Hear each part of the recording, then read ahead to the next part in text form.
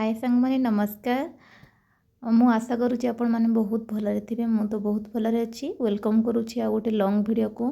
जेहेतु short video रे ए सब जिनिस अपलोड कर सारी किंतु तार सब किसी इनग्रेडिएंट्स बतेवा से संभव हो पारनी से भाविली गोटे लॉन्ग वीडियो अपलोड करी और सब किसी आपण को शेयर करी कौन कौन से कौन दौर कौन ना। आज बनैबा कड़ी बड़ी रेसिपी।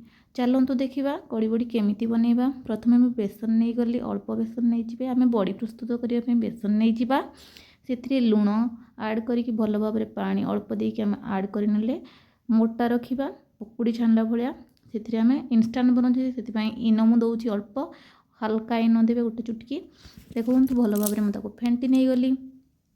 सांग मैंने आपण मैंने तो मो चैनल को देखुं किंतु सब्सक्राइब करने को भूली जाऊँ प्लीज़ सांग मैंने सब्सक्राइब करदेवे। देखंतु एबे मु तेल गरम हो जाइथिला से बड़ी गोटी गोटी कर छाड़देली।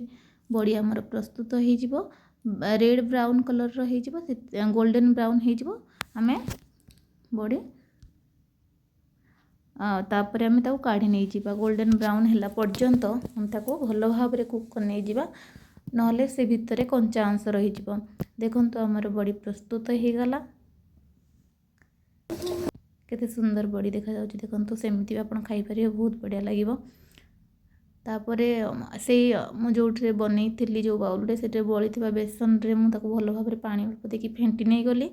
एथिरे आमे 1.5 गिना दही ऐड कर नै जिबा फ्रेश दही आपण घरे बनै तो बहुत बढ़िया। मु घर दही ऐड करिछि। देखंतु टिके दहीर परिमाण अधिक रखिबा ताहले जे टेस्टटा बहुत भल लागिबो। 1.5 गिना मु दही ऐड करली तापर से अल्प किछि पानी ऐड करके आम भल भाव ताको फेंटी नै जिबा से आवश्यक मुताबिक लुण ऐड करदेबा और हलदी ऐड करवा कलर पाई एकाधर के से बैटर रे ही मु सब ऐड कर दउची जेहेतु आम डायरेक्ट कड़ी ऊपर ताको डालिबा से हलदी देखंतु हलदी और लुण ऐड करके भल भाव में फेंटी नहीं गली। आपण भल भाव में फेंटी नहीं जी। प्लीज सांग मैंने आपण केमी लगुच वीडियो निश्चिंत भाव में कमेंट रे जणातु। भल लगुले निश्चिंत भाव में लाइक करंतु शेयर करंतु आ सब्सक्राइब करने को भूलिबेनी। सपोर्ट प्लीज करंतु सांग माने। एमिति गोटी गोटी लॉन्ग वीडियो शॉर्ट वीडियो मु आगो को निहाती भाव में रखिबी। देखंतु भल भाव में हलदी देखि मु ताको फेंटी नहीं गली। आमर बैटर रेडी हो गला। एथर नेक्स्ट प्रोसेस को जीवा आपको भल भाव में आप फेंटी नहीं जाए। तापर गोटे छलनी साहाଯ୍य को भूलिबेनी गोटे छलनी नहीं कि आम कौन छलनी साहाଯ୍य भल भाव में पानी अलग करदेबा कारण से पार्टिकल छोट छोट दाना बेसन रही था तेणु अलग कले ही भल लगे ना से पार्टी दाना भाई लगे। देखो तो मुझे छलनी साहाଯ୍य पूरा प्यूरी तार बाहर करदेली बढ़िया भाव में छाणी नहीं गली। आपण एमती छाणी नहीं जो बहुत बढ़िया लगे।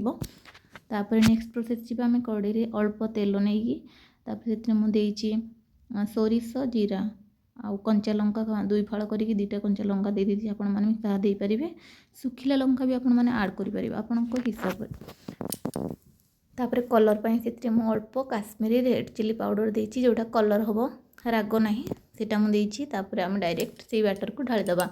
बैटर को ढाली देले एठरे आउ किछि तामझाम करबार नाही। एटा बहुत इजी और सिंपल रेसिपी।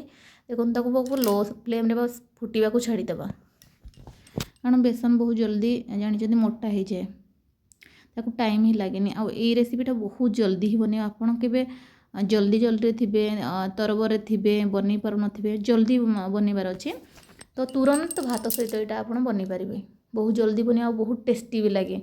बहुत आप निश्चिंत भाव में बनईकी थोड़ा देखूँ आपको केमी लगुच निश्चिंत कमेंट मत कहे बहुत ही बढ़िया लगे। केवल भात सहित आपको खाइबे आउ किसी दरकार करेंगे बहुत बढ़िया लगे। देखंतु आमर फुटिला पर मुझे बड़ी ऐड करदेली। देखो केते मोटा होलानी आपन को जेती कंसिस्टेंसी दरकार आप सेती रखिए मोटा हेले मोटा रखिए पतला आपन जेमिति पसंद। तो देखो मुझे सर्व कर नेली आमर कड़ी बड़ी रेसिपी। आपन कौ स्टेट रू देखुं प्लीज मत कमेंट रे कहिबे।